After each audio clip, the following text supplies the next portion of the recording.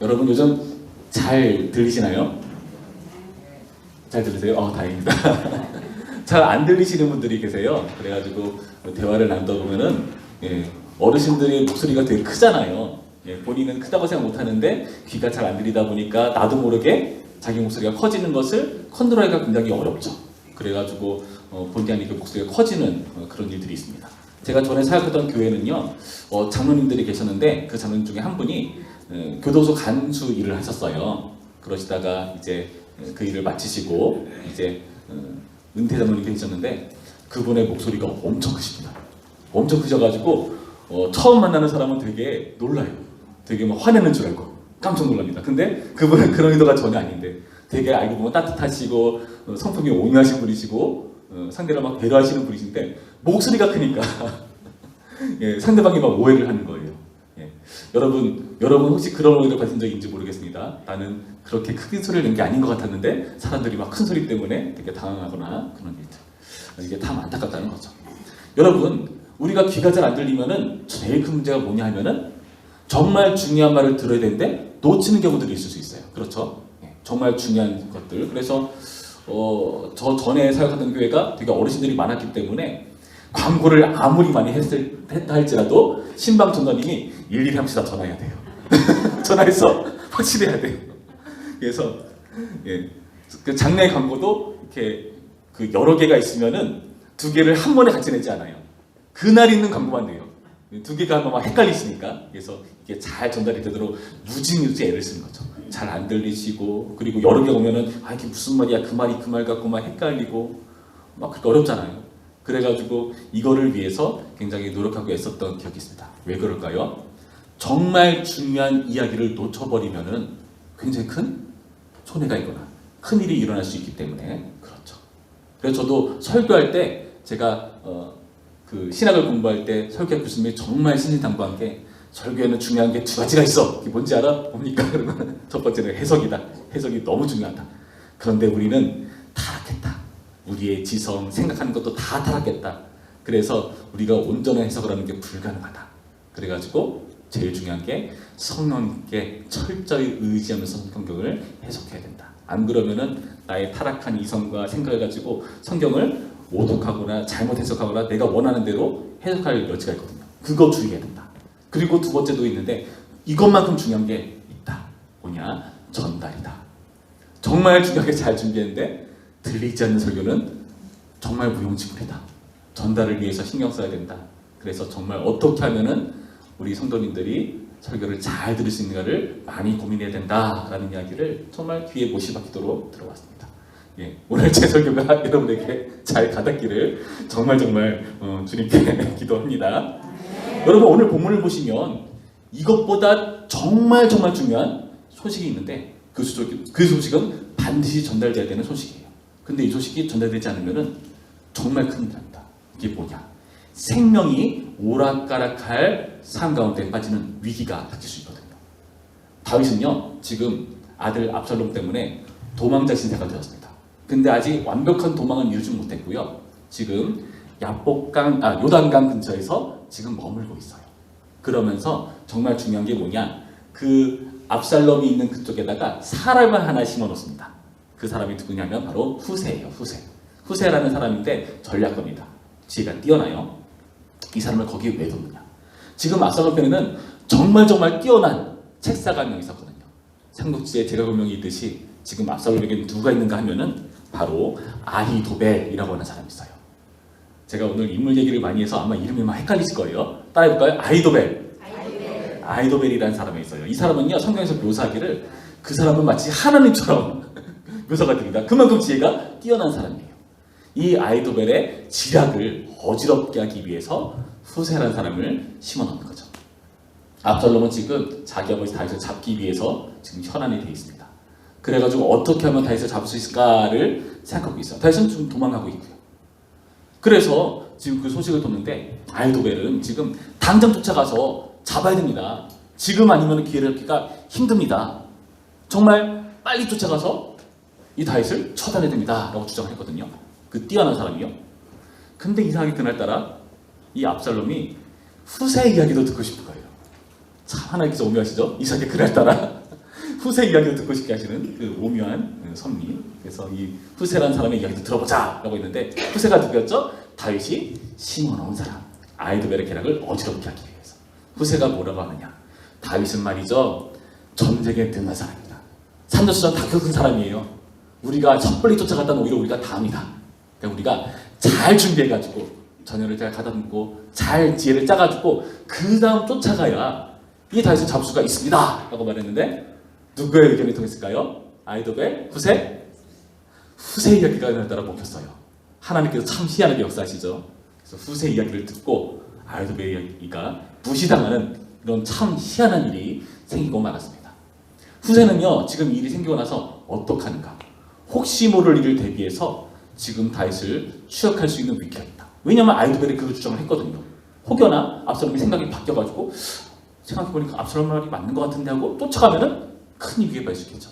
그래가지고 사람을 시켜서 지금 다윗 쪽에게 빨리빨리 도망가라, 지금 요단강에 머문 것이 아니라 빨리 도망가야 한다라는 소식을 전해야 돼요.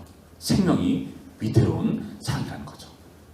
그래서 어떻게 하는가 하면은 두 제사장 사독과 아비아다를 통해서 전가를 전하는 겁니다. 그 제사장의 아들을 통해서 요나단, 아히마스. 이름은 중요하지 않습니다. 그냥 흘려들으세요. 사람을 통해서 지금 이 급한 소식을 빨리 전하고 있다. 이게 중요한 거예요. 그래서 굉장히 일은 들킬까봐 두려운 일이고 막 고쳐져서 있을 거 아니에요. 그것을 그 사막 경비를 뚫고 나가야 되는 일인 거죠. 지금 17절 말씀 보니까 이렇게 되어 있습니다. 그때 요나단과 아히마스가, 이 두 사람은요, 지금 이 전가를 가지고 다윗에게 전달해야 되는 사람이에요. 사람이 볼까 두려워하여 감히 성에 들어가지 못하고 에느로겔 가에 머물고, 지금 두려워가지고 함부로 거기를 지나가지 못하는 겁니다. 그랬더니 어떻게 되어 있죠? 어떤 여종은 그들에게 나와서 말하고 그들은 가서 다윗에게 알리더니, 지금 어떤 여종을 통해서 그 소식을 전달받아가지고 그것을 다윗에게 알리는 일을 벌이고 있다는 거죠. 여러분, 중요한 게 뭐냐? 여기서 어떤 여인이 등장했어요. 두려워서 못 가는 사람들을 위해서 어떤 여인이 등장해서 그 소식을 받아가지고 다윗에게 전달하는 사람. 이름이 등장하지 않죠? 굉장히 중요한 사람입니다. 자, 그리고 어떤 일이 있었는가? 지금 이 일이 들통이 나가지고 지금 이 요나단과 아히마스가 위기에 빠져 있어요. 그러니까 또 어떤 사람이 등장하는가? 19절, 그 집 여인이 덮을 것을 가져다가 우물 아기를 덮고 지은 곡식을 그 위에 널매 전혀 알지 못하더라. 지금 숨겨준 겁니다.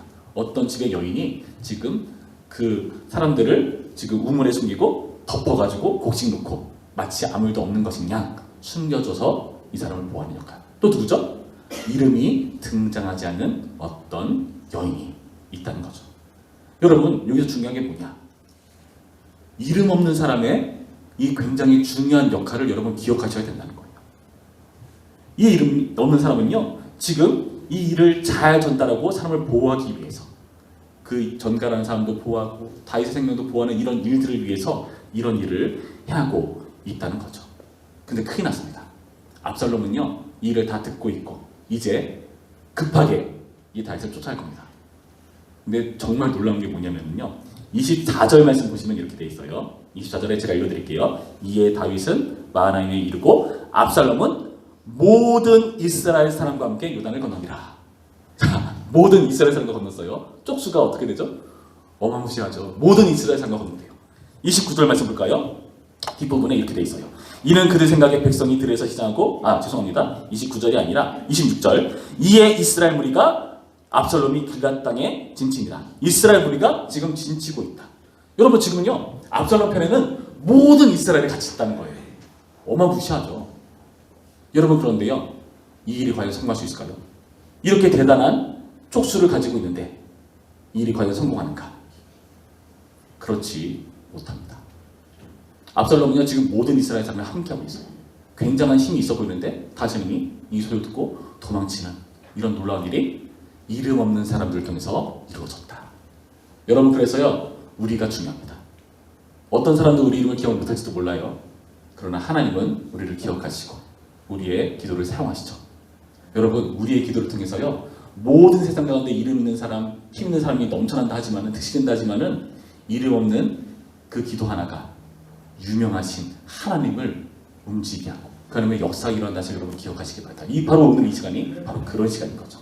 여러분 그리고요. 지금 이 압살롬에게는 어떤 사람이 있는가 하면은 25절 말씀 보시면 아마사라는 사람이 나와요. 이 아마사가 요압을 대신하여 군 지휘관으로 임명이 됩니다.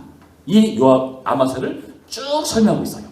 여러분 이 이름을 지금 쭉 설명하고 있다는 것은 무슨 말이냐면 지금 이 사람은요 처음 등장하는 사람이라는 거예요. 처음 등장하는 사람. 전쟁에 능할까요? 초짜죠, 초짜. 말이 이상하죠? 압살롬이 아마사로 요압을 대신하여 지금 이 지휘관을 세웁니다. 아무리 군지관으로 세워져도 이 사람은 요압은 아니다. 요압처럼 뛰어난 다윗직의 장수는 아니다라는 말을 하고 있는 거예요. 신기하죠? 여러분 그리고 아까 그 아이도벨 어떻게 했습니까? 아이도벨 그 하나님처럼 지혜로웠던 사람 자기 그 이야기가 반영되지 않자 어떻게 합니까? 23절 말씀 보시면 이렇게 돼 있어요. 아이도벨의 자기계략이 시행되지 못함을 보고 나귀의 안장을 쥐고 일어나 고향으로 돌아가 자기 집에 이르러 집을 정리하고 스스로 목매어 죽음에 그의 조상의 묘에 장사됩니다. 여러분 자살을 합니다. 무슨 말이냐 하면은 뛰어난 전략가라면요 여러분 보통 어떻게 하겠어요? 자기 이야기 하나 통하지 않는다고 바로 자살해 버릴까요? 그렇지 않죠. 후회를 도모하겠죠. 지혜로운 사람인데. 그러나 지금 이 아이도벨이 자살했다는 것은 무슨 의미를 우리에게 주는 걸까요? 가망이 없다는 것을 직감한 거죠. 이건 다 끝났다. 다윗이 승리하겠다. 우리는 이제 끝나버렸다. 그렇게 되면 나는 어떻게 될까? 그 전에 차라리 내가 자살한 게 낫지.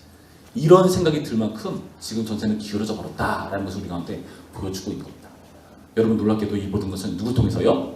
이름 없는 사람을 통해서 전갈이 가서 생명을 살리고 다윗을 통해서 이런 일들이 이루어지는 역사가 이루어진다는 겁니다. 여러분 이 시간 우리가 굉장히 중요한 역할을 맡았습니다. 우리가 기도하는 것을 통해서요 하나님이 일하시고요 아무리 유명하고 뛰어난 사람이 놀라운 일을 행한다 한들 그것은요 하나님 앞에 아무것도 아닌 겁니다. 여러분 믿으십니까? 여러분 옆에 분들과 이렇게 인사합시다. 우리 힘내서 기도합시다. 여러분 우리 기도를 통해서 하나님께서 역사하십니다. 지금 다윗은 너무나 도망을 많이 쳐서 굶주려 있어요. 힘이 듭니다. 그래도요 27절 이하의 말씀 보니까 다윗이 마나미 일어났을 때에 암몬 족속에게 속한 립바 사람 나스의 아들 소비와 로데발 사람 아미엘의 아들 마길과 오골림 길르아 사람 바르실레가 이름도 어렵네요. 침상과 대야와 질그릇과 밀과 보리와 밀가루와 볶은 꽃씨과 콩과 팥과 볶은 녹두와 꿀과 버터와 양과 치즈를 가져다가 다윗과 그와 함께한 백성에게 먹게 하였으니 이는 그들 생각에 백성이 들에서 싸고 권하여 목마르겠다 하더라. 여러분 이방인들도 다윗을 도와주는 이상한 모습. 여러분 여기에 나타난 음식들 보세요. 대단하죠? 여러분들께서 교육자들 좋은 거 먹이려고 막 열심히 준비해 주시잖아요. 그거에 버금가는 정말 대단한 음식들을 먹이고 힘을 복돋아 준다는 거죠. 이스라엘 모든 사람을 적으로 들었다고 하나님 그냥 두지 않습니다. 여러분 하나님께서 이렇게 일하시는 분이에요. 일할 사람 없다? 이런 이방인 통해서도 일하고요. 유명한 사람 다 필요 없어. 나는 기도하는 사람만 있으면 돼. 그렇게 호언정담하시는 하나님. 여러분 이 말씀을 의지하시면서 우리가 이 하나님과 함께 힘을 내어서 오늘도 기도하고 이 기도가 이루어지는 승리 역사를 우리 모두 누리는 시간이길 주님의 이름으로 축원합니다.